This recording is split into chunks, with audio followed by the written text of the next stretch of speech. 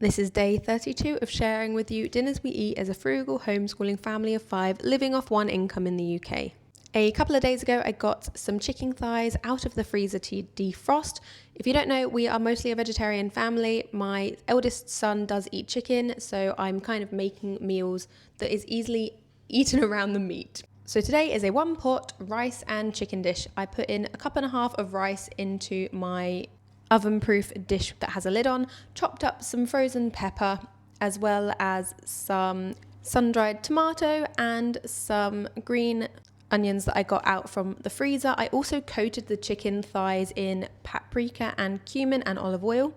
I then added in a couple of stock cubes into this. I realised I put one chicken stock cube in, and then I opened the other one thinking it was a vegetarian stock cube, but it was a beef one, so I quickly swapped that out for a veggie stock cube, and then added in some mixed herbs and then topped it with some boiling water.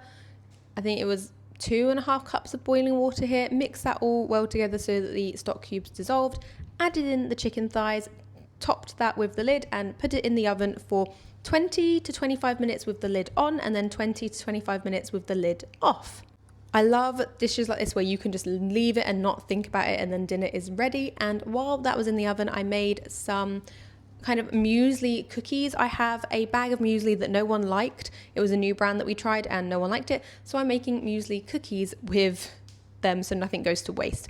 So while they were in the oven and while the oven was on, I got these muesli cookies in so that we are making the most of the oven being on. This is how they turn out. They don't look great, but they are a great way to use up foods that otherwise would have just gone to waste. And I really do hate food waste, so I try and use up everything that comes into the house where possible. This is me taking it out of the oven halfway through and then putting it back in for the last 20 to 25 minutes. I had mine on top of a salad because I'm not a huge fan of I don't eat chicken really, and then I'm not a huge fan of just rice on its own.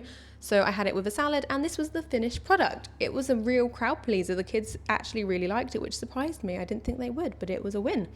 And I kind of took the meat off the bone and served the meat on the people that wanted to eat it, and then the rest of us just kind of ate around the meat, and it was a really easy dinner.